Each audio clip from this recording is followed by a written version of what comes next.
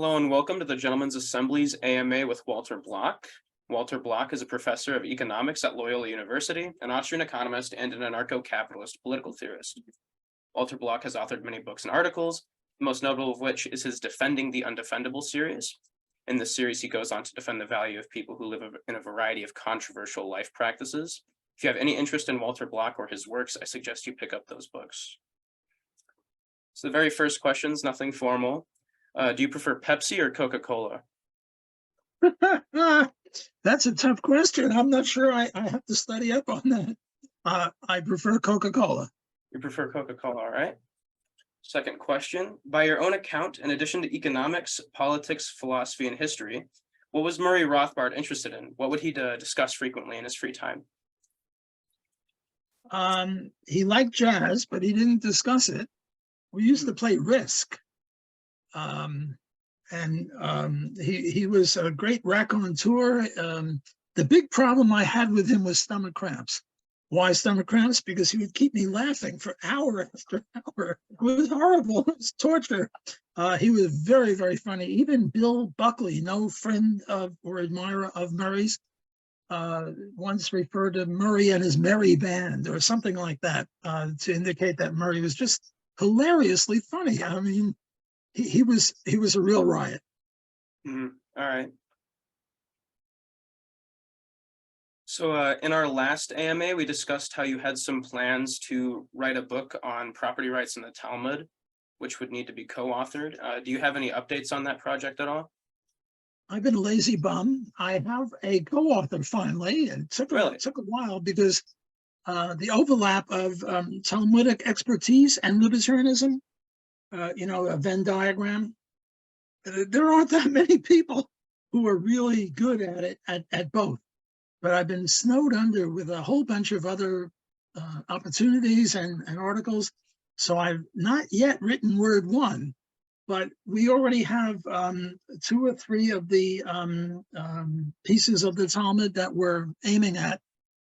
So we're just starting. Wow, that's horrible. How long ago did we interview? That was maybe 3 months ago. That's not so bad. I thought it was like a year, and then I'd accuse myself of being a lazy bum. But I do a lot of co-authoring with people. And lately, a lot of people have been criticizing my articles. Robert Nozick had this theory or this better practice, namely, don't reply to any critics. Because if you reply to a critic, then they set your agenda. Whereas you should set your own agenda. Now, I'm an anti-Nozickian on that one. When somebody criticizes me, I got to have the last word. Another article of mine said that he who has the last word in a debate is correct, which was totally silly because, somebody could die in the middle of, I'm 81 and, I might go at any time. So that doesn't mean I lose. But what happened was this guy, Sherwin Rosen, the Chicago economist, wrote an article saying, is there any hope for a combination between the Chicagoans and the Austrians? And he said, no, because everything of value that the Austrians ever said has been incorporated into Chicagoan economics. And therefore, and we know that we're right. And how do we know that we're right? Because there are more Chicagoans than Austrians, which is, I mean, an intelligent person shouldn't say that. So me and my co-authors wrote an article saying, well, you can't tell truth based on these objective criteria of counting noses. But if you want to have an objective criteria, which is also wrong, we emphasize that, it is he who publishes last is correct. So what we did is we got about 150 articles, debates between Austrians and Chicagoans. And we noted that about 100 of them, the Austrians published last, and only on 50 did the Chicagoans. So we declared ourselves the winner. But, we made very clear that we're just kidding, that we're doing a reductio ad absurdum, because the whole thing is silly. But, it's fun to see who published last. It's not a big breakthrough or a big accomplishment, but, we want to have fun here too. And that was fun. So getting back to Robert Nozick, I'm a Nozickian on many ways. He's a brilliant guy. And his book, what was his name of his book? Forget the name. What, you must know the name of his famous book, Anarcho-Capitalism or something. In any case, that's a great book, and he's not an anarcho-capitalist, but he's really close.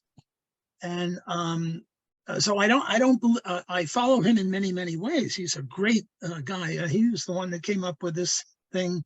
The lefties always say anything between consenting adults. Anarchy, State, and Utopia is the name of the book. I'm getting senile in my old age. I forget things.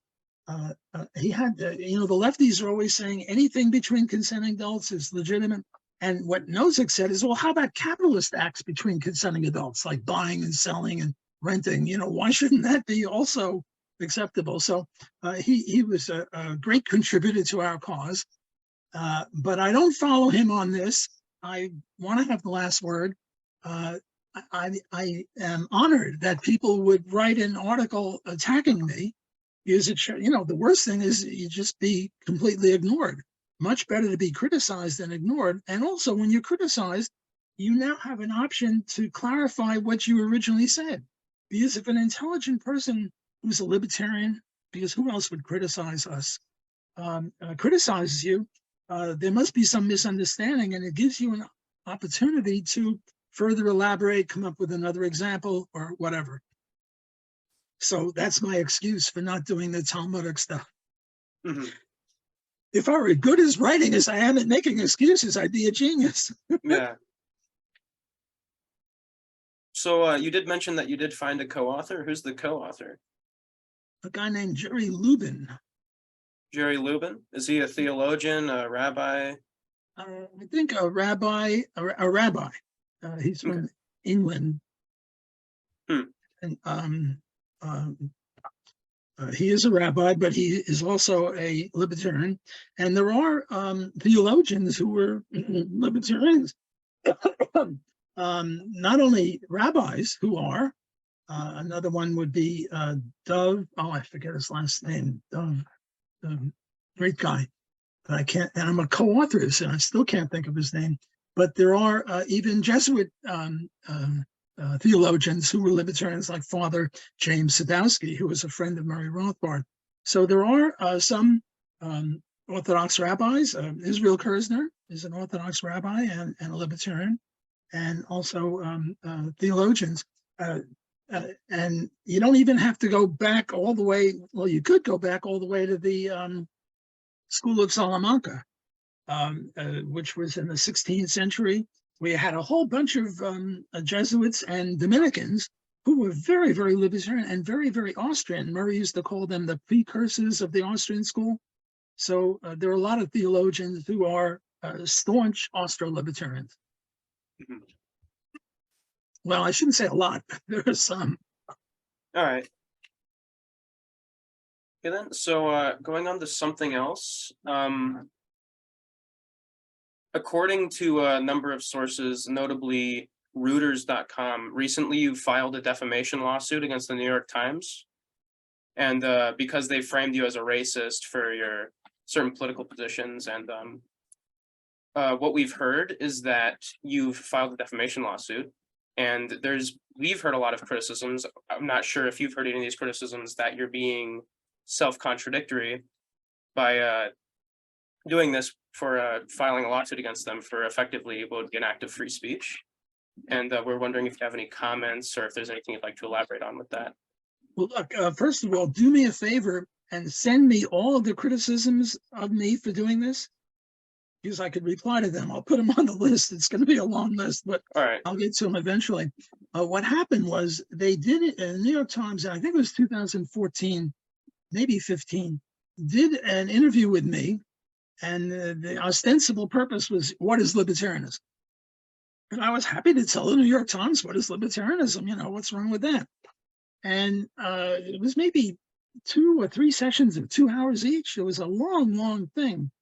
And I went through everything from soup to nuts, prostitution, labor unions, free trade, minimum wage, anything I could think of to illustrate the non-aggression principle and private property rights, which are the two foundations of libertarianism. And they weren't getting it. And either they weren't getting it because they're stupid, which I don't think, I think they were bright, or they wanted to have a gotcha moment, and they didn't have a gotcha moment yet. So they kept pushing me. So I finally came up with voluntary slavery, which is the atom bomb of libertarianism. You know, the idea that my son, God forbid, has a horrible disease. It'll cost 50 million to cure him. I don't have anything like 50 million, but Bill Gates wants me to be his slave. And I make a deal with Bill, give my son's doctors the 50 million that would save his life. And now I go to your plantation and I pick cotton or give you economics lessons or whatever. And the question is this a valid contract? And with all contracts, at least in the ex ante sense, both sides gain. I gain because I value my son's life more than my freedom. Bill Gates gains because he values my servitude more than 50 million. This is a very divisive issue. Only me and Bob Nozick and one other guy, maybe two or three other guys agree with this. Murray Rothbard disagrees, and many other people follow Murray. They say it's an involuntary contract, but that's a different issue. So you know what these rascals from the New York Times did? I'm glad you're sitting down. They quoted me as saying that I favored actual slavery.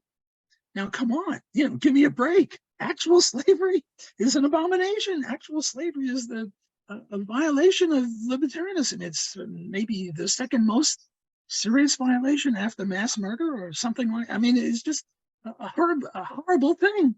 And they sort of accused me of favoring that. And then 15 paragraphs later, they sort of clarified it a little bit, but it left the impression like the president of my university wrote you know, if I were the president of the university and you were a professor and you were quoted in the New York Times favoring slavery, I'd call you into my office and say, please tell me you were misquoted. He didn't do that. What he did is said, well, you know, we at the Loyola University, we're against slavery. By the way, the Jesuits did have slaves back, but that's another issue. So I had to get back at the New York Times. I just had to. On the other hand, in my book, Defending the Undefendable, I defended libel. Why?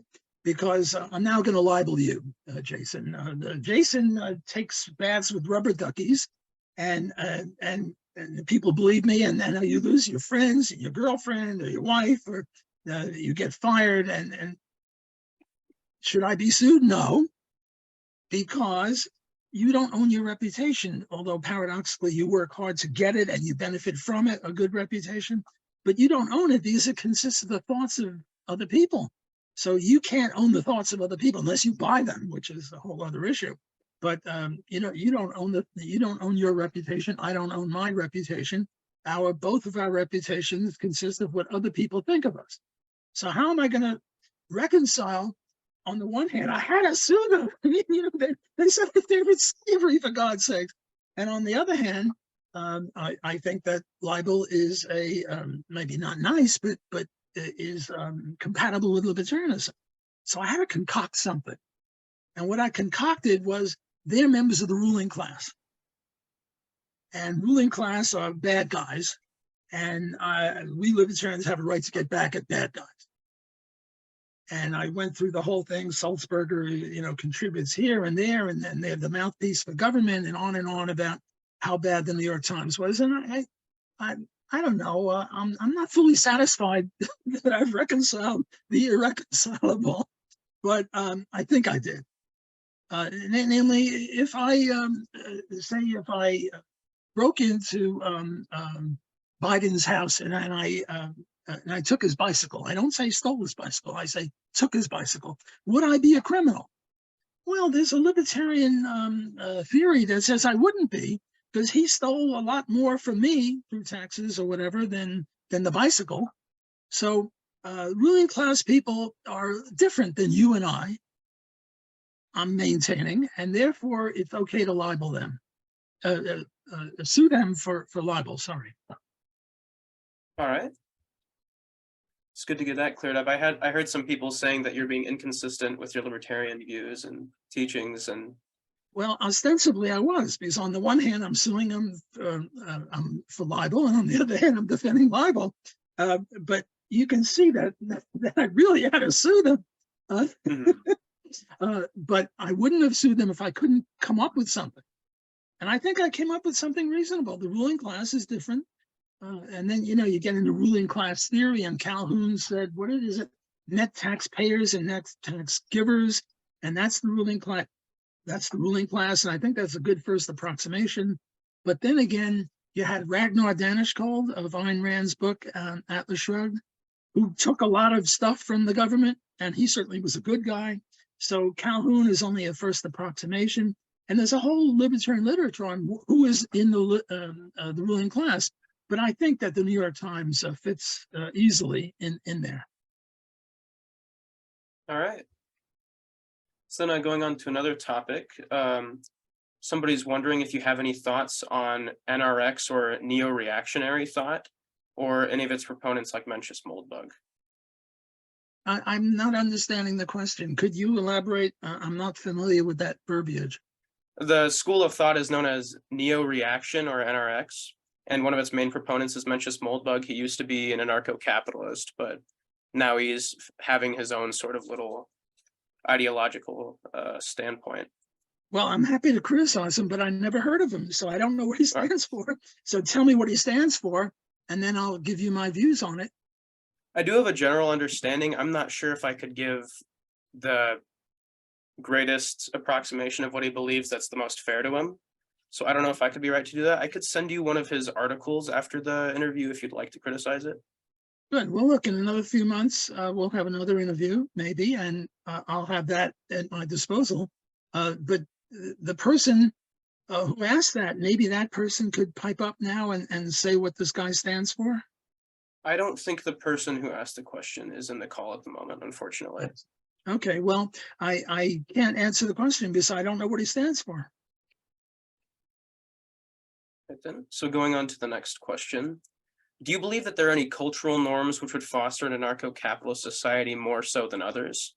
For example, is a more religious society or more atheistic society more likely to foster anarchism? Are there any particular religions or cultures which you believe are more likely to foster anarchism? Is a socially liberal society or a socially traditional society more likely to foster? Anything along those lines? That's a very good, very important question.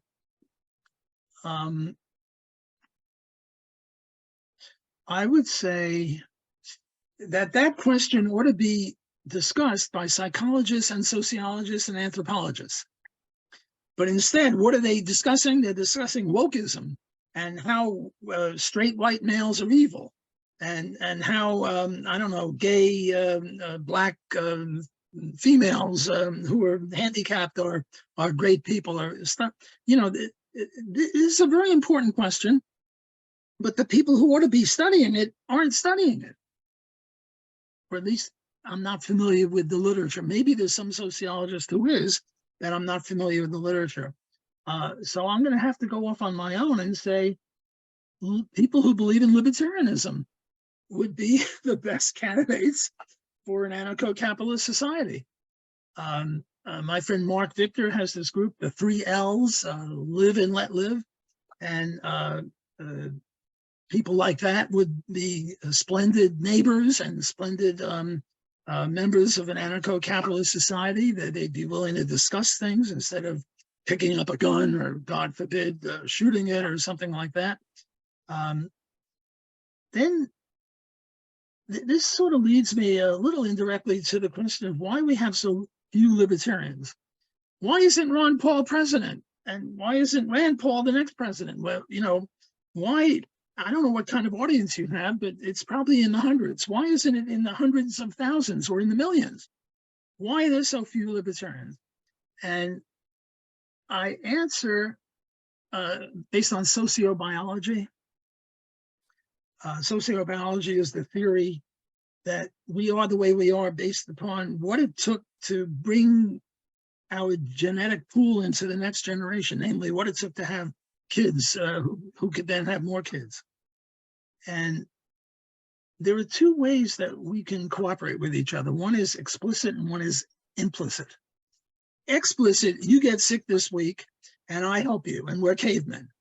Next week I get sick, you help me, our tribe survives. There's this other tribe over there, just as smart as us, just as strong as us, just the same opposable thumb in every way, but they don't help each other. So one of them gets sick this week, and nobody helps him, he dies, and the other one gets sick next week. So we are the grandchildren of the tribe that had explicit cooperation. If you and I were sitting in a restaurant and 3 tables over, somebody started choking, we wouldn't continue our discussion. We would be very unnerved. We'd go over and maybe try to grab him in the Heimlich maneuver, or we'd call a doctor, or we'd be very unhappy with a total stranger because we are hardwired to be that way. Most of us are benevolent. Okay, there's mass murderers and there's Stalin and there's Hitler, but most of us are decent, nice people, even socialists who don't know any better. They are hardwired for explicit cooperation. What's implicit cooperation? Implicit cooperation is the market. And we lived in groups of 20, 30, 40 people. There was no market. You know, you kill a buffalo and you slice them up and you give some to everybody, and nobody's buying and selling.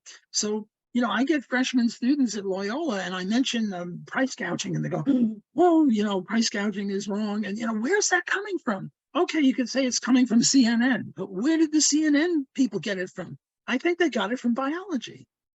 That's why we're so few libertarians. We people are mutants. We're weirdos. We're in the 1% or the 2% or whatever it is. I didn't start out as a libertarian. I went to school with Bernie Sanders, and we went to high school together, and my views were the same as his. I'm Jewish. We're in Brooklyn. Everybody there is a socialist, so I was a socialist. But I was a mutant in the sense that I was open to the possibility of implicit cooperation, namely markets are beneficial not only pragmatically, but deontologically. Now, what was the question you asked me? How did I get off on this? It was, do you believe there's any cultural norms or religious norms which foster libertarianism more? Which people can get there. And my answer is mutants, weirdos, like us. You know, I sort of pride myself on answering questions. And I hate to, you know, although if I don't know the answer, I'll just keep talking sometimes if I don't want to embarrass myself. That's what professors do. If they don't know the answer, they start talking about something else. But I think I did answer the question. My answer is mutants like us, libertarians, would be the best folk to be in a free society. All right.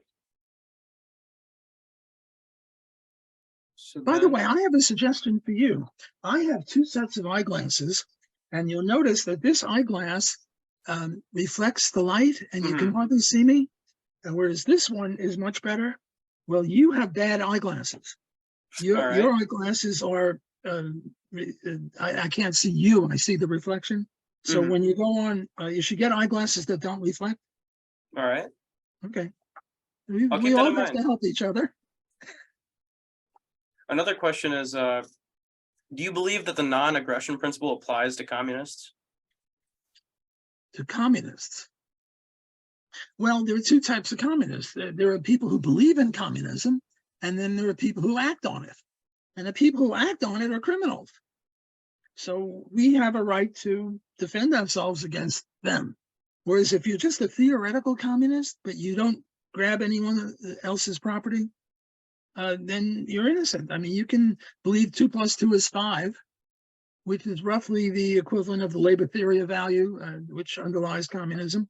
And you're wrong, and you're an ignorant person. But Einstein was a very bright guy, they tell me, in physics, although I'm not capable of knowing that myself because my own math and physics don't allow me to appreciate what he's done.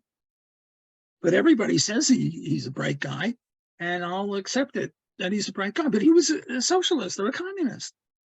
How do you talk about reconciling stuff?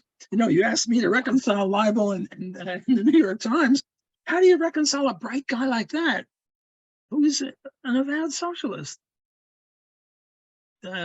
Somebody ought to write a paper on that. Probably people have written papers on that. All right. then I guess we can go on to the next question, which is somebody wants to wonder, what does economic calculation actually calculate, and how does private property make it possible? Well, economic calculation, I guess there are two versions of this, the Hayekian and the Misesian. The Hayekian would say that we all have knowledge of local things. Like I know that Smith is a better carpenter than Jones, and I'm a builder.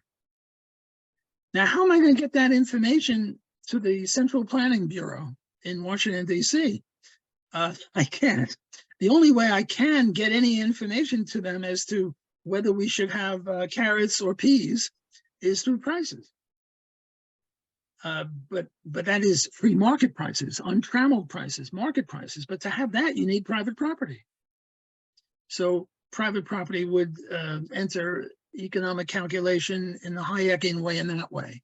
The Misesian way says that, look, even if you had all the knowledge of whether people want 50% peas and 50% carrots, or 60-40 or 70-30, you have to look at the future. What the entrepreneur is doing is not so much allocating resources right now, although he's doing that too, but he's appraising future desires. Are you going to want peas or carrots? Are you going to want a bicycle? Or are you going to want a violin? And now I'm going to make investments that I think are going to satisfy consumers. So this would be a different type of appraisement. But in order to do that, you need entrepreneurs. And you need people who succeed and people who fail. And the people who succeed get more money, and the people who fail get less money. And that's why the economy works pretty well. But in order to do that, you need private property and prices. And you have to make economic calculation. Look, there's no such thing as utils. You might like ice cream, vanilla ice cream more than chocolate ice cream, but you can't say that you like vanilla ice cream at 10 utils worth and chocolate ice cream at 5 utils worth, and therefore you like vanilla ice cream twice as much as chocolate ice cream. You can't get any measure other than prices. But the prices have to emanate from property rights, because if they don't, then they're not really prices that indicate scarcity. They're not prices that indicate anything. They're just made up prices. An analogy I sometimes use to explain this is prices are to the economy as street signs are to the geography. And you can switch all the street signs around, and now they're not going to be very helpful, because it should be Elm Street, but it's a Broadway sign. You know what they did in medieval times when the invading army was coming in? They would take down all the street signs, because the locals knew how to get around because they've been living there 30 years. But the new army got lost. And when an army gets lost, it's less powerful. So street signs are very important to the geography, but prices are very important to the economy. And not any old prices, fake prices. Would be like misnamed street signs. So that would be two ways of looking at economic calculation: the Misesian eyeglasses and the Misesian. And I think the Misesian is more powerful, but I think Hayek made an important contribution here as well. All right. Somebody watching is wondering if they can get a tour of your bookshelf. I'm not sure if that's something you're okay with. I'm not sure. It's sort of connected. I don't mind getting closer, but if I get too much closer, all the wires are going to fall off. A lot of what I got here is escape reading. Dick Francis and I don't know, Robert Heinlein. There's another bookshelf over there. This is my this isn't my office at Loyola, where I've got many, many more books, and mostly economics and politics and philosophy and law. Most of it is, I don't know, Robert Crace, I like him, mysteries and, sort of escape reading.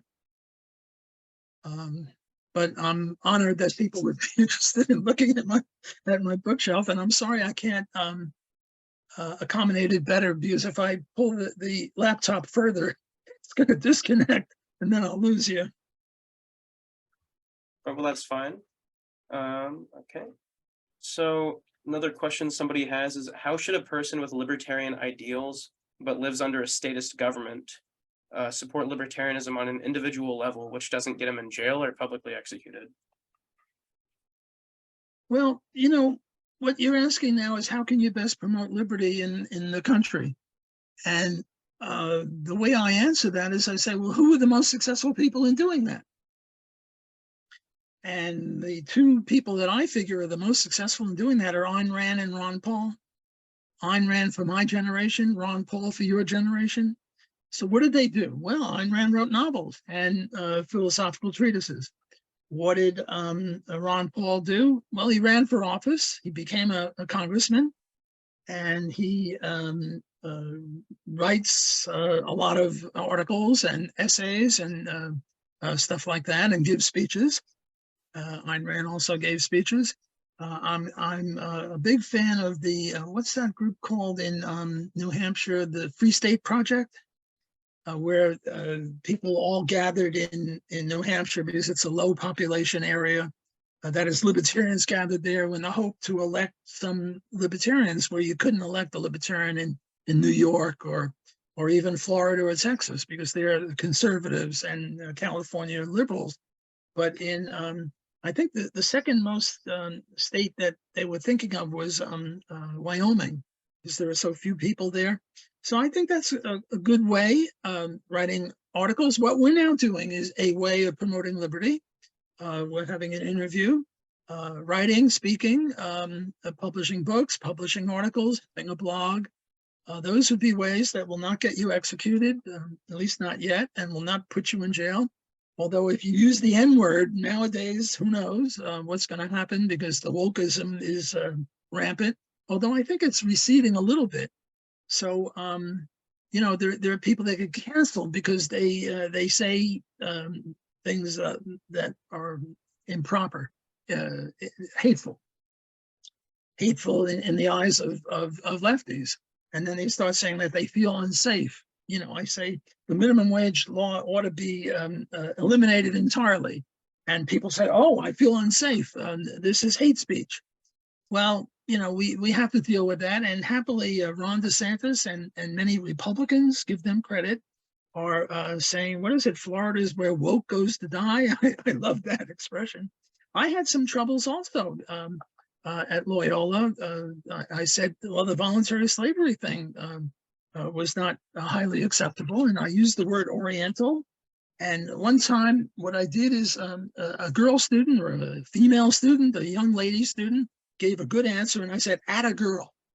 And this was seen as, I don't know, when I was growing up, you said, "Atta girl, atta boy." That was not a sneer. That was a compliment. But this young lady took it as a sneer and complained to the dean and the provost. And I had some problems that way.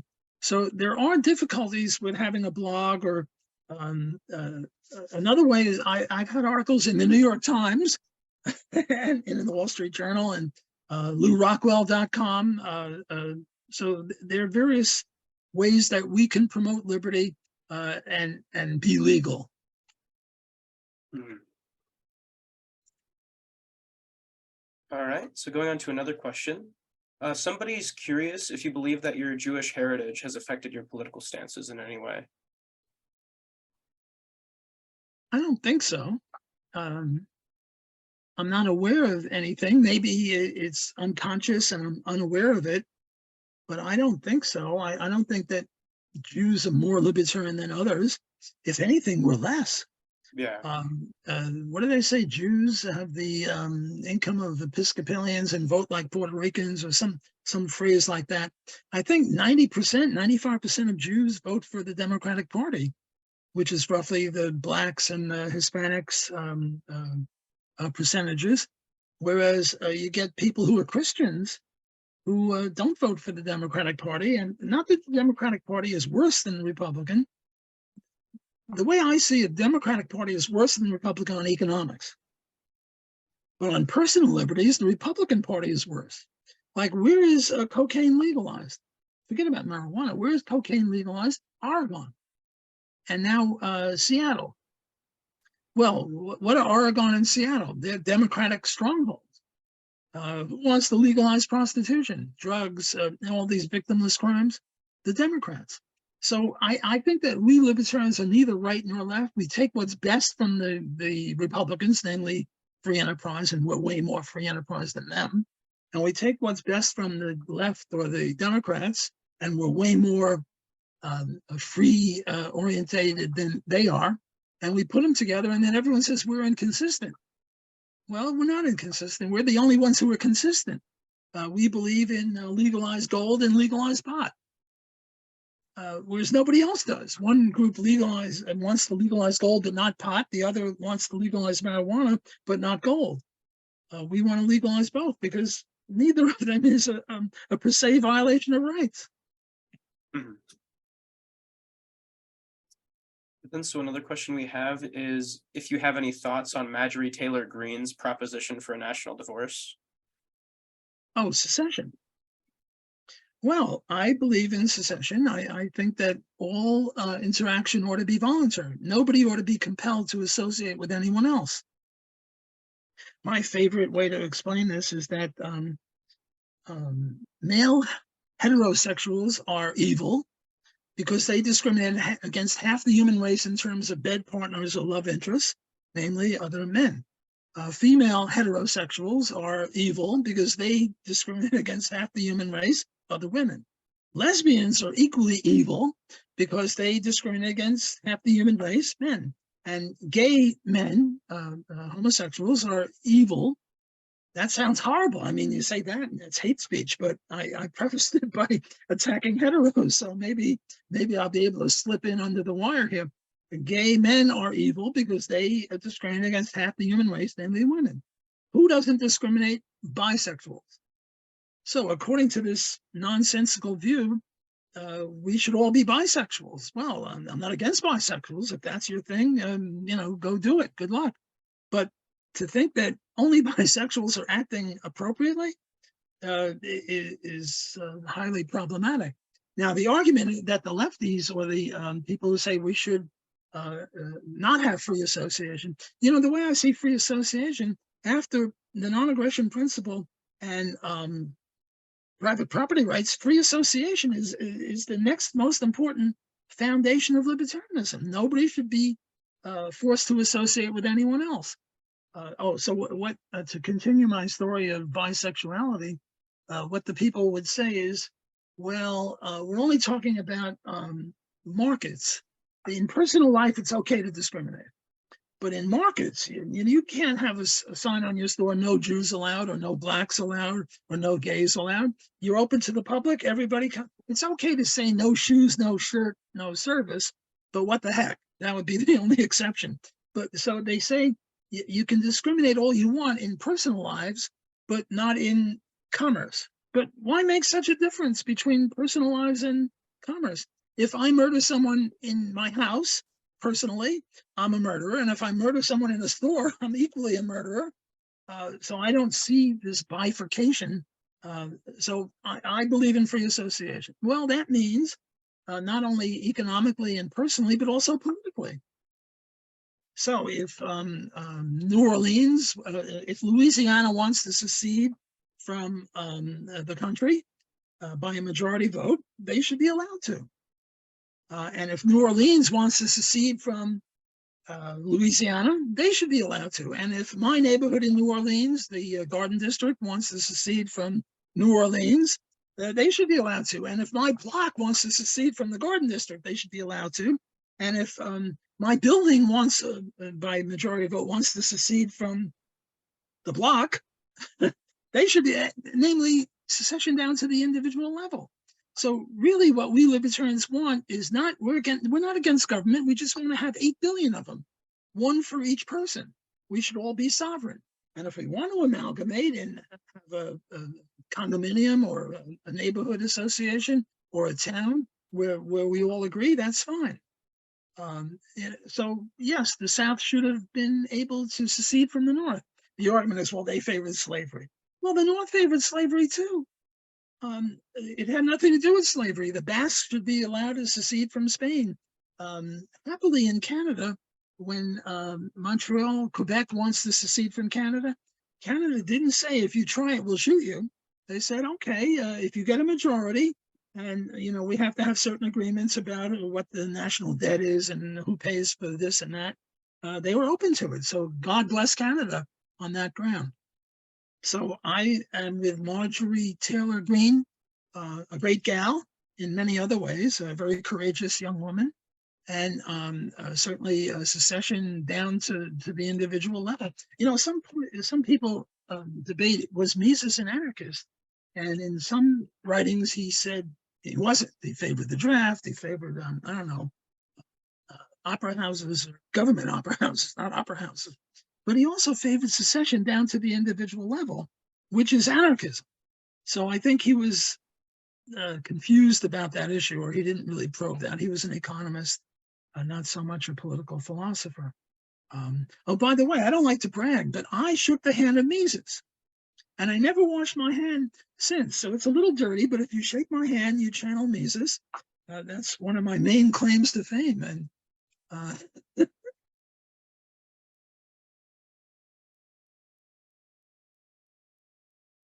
All right, then. So then going on to another question is, what do you think the best strategy to get to an anarcho-capitalist society would be?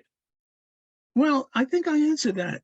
Writing, publicizing, gathering in New Hampshire, making a movie might do it. One of my favorite movies on TV is South Park. South Park is run by libertarians. What do they say? A picture is 1,000 words. A movie is 1,000 pictures. Well, Cartman and the boys, he's promoting libertarianism. People might not realize it, but those guys are, doing great work. And there's a group in New York City that does movies, not what do you call it? Stories, but not dramas, but not fiction, but nonfiction. So I think we've answered that question. The best way to promote libertarianism is to look to the people who are the most successful. By the way, I mentioned Ayn Rand and Ron Paul. I would say third would be Milton Friedman. And notice I'm not putting in Murray Rothbard and Ludwig von Mises and Hayek, because they didn't really convert masses of people because they never had a big megaphone, right?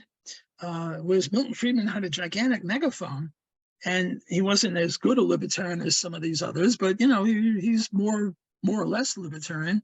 So I would put him in third place, and I don't know, maybe I'd put in fourth place the guys in charge of South Park. I'm not sure. This is an empirical issue, and the criteria would be who converted the most people to libertarianism. And that would be a good scholarly paper for somebody to write.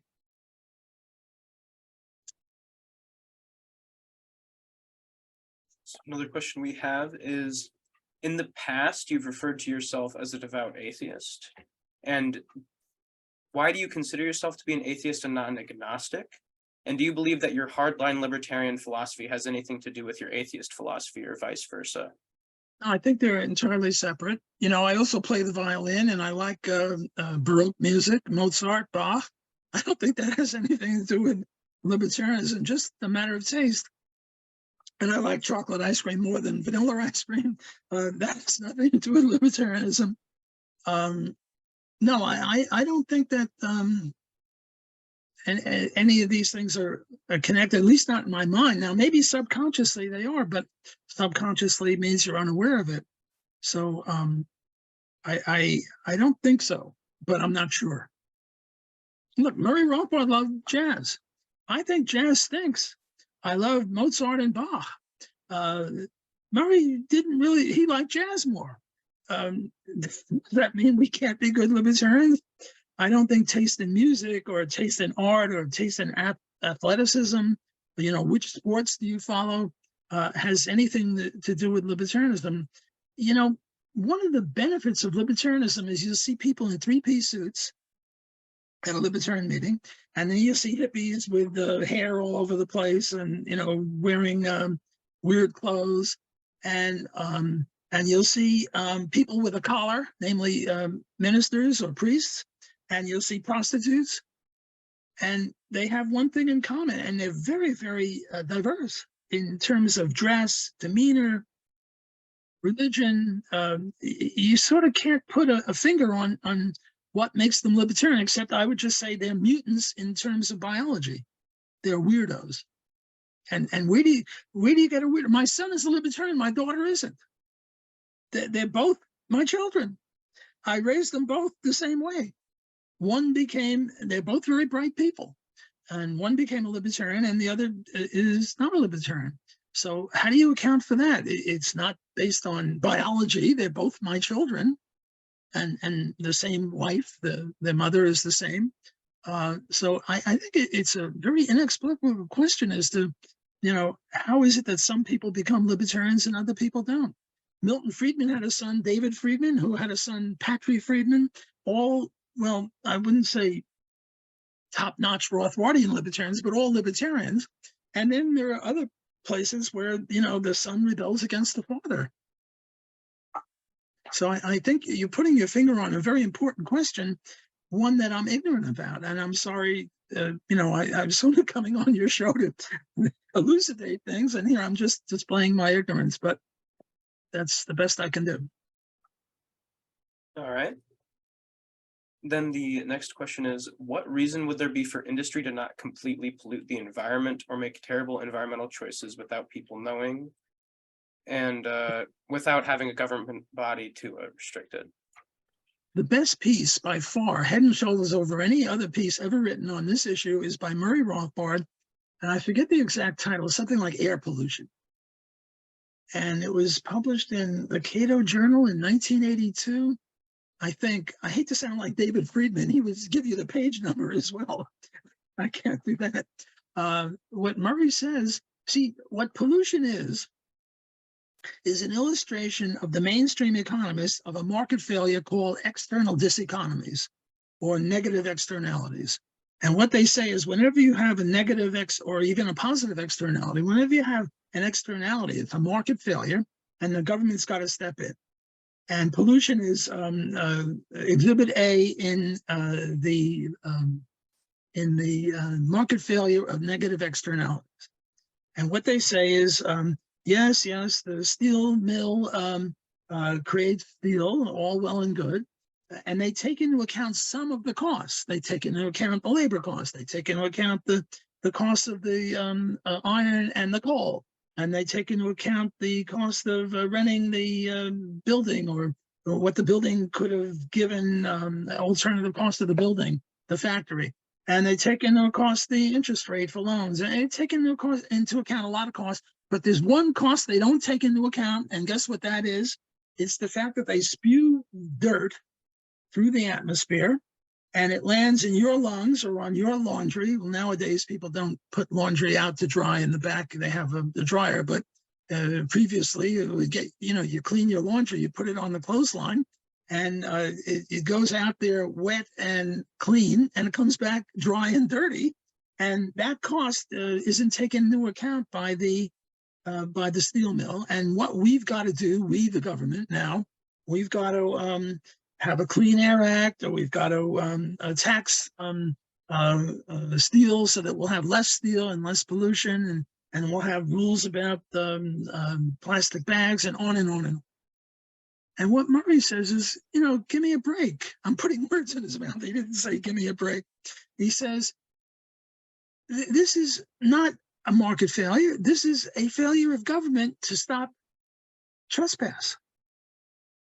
Look, if I take my garbage, my orange peels, my eggshells, my coffee grounds, and I dump it on your front lawn, what's going to happen? Well, if you're a nice guy, you'll come to me and say, you know, have you lost your mind? Pick this up, take it away.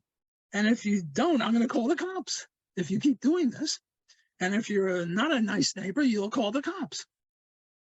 But what's the difference if I dump the orange peels and eggshells macro onto your lawn, or first burn it up and now send over, instead of the macro garbage, micro garbage, namely the eggshells and the coffee grounds and the orange peels in the form of little dust particles that you can hardly see. It's the same thing. It's trespass. And what Murray would say is, well, we've got to sue the trespasser, sue him for trespass. And then the argument against this is, well, look, it's okay to sue a steel mill. Fine, we can see the dirty smoke coming out of the chimney. But cars, I don't know how many cars there are in this country, 100 million cars, something like that. What are you going to do? Sue each one of them? And each one of them contributes this much pollution, namely hardly any, minuscule. And in law, there's this thing called de minimis, that the law doesn't take into account trifles, because look, we all exhale, right? And we exhale carbon dioxide, which is a pollutant. And what are we going to do? Sue each other for exhaling? I mean, the whole thing is silly. So what Murray says is, look, you don't sue each car owner. What you do is you sue each road owner, because all the roads would be privatized. And I have an entire book on why the roads should be privatized. Mainly 40,000 people a year die on the socialist roads. You sue the road owner. It's sort of like in a nightclub. If they're making noise at 4 in.the.morning, you don't sue each person who's making noise in the nightclub. You sue the nightclub owner for not polluting dust, but polluting airwaves and polluting noise waves. And the same thing with the pig farm. You sue for what do you call it? The smell, the pig smell. And then this is an 80-page article, and if you're interested in this question, you must read that article. It's just a magnificent article, and it goes into, well, how about airplane noise? That's also an external diseconomy. You know, they don't take into account that it's very noisy right near an airport. And then it goes into, well, who was there first?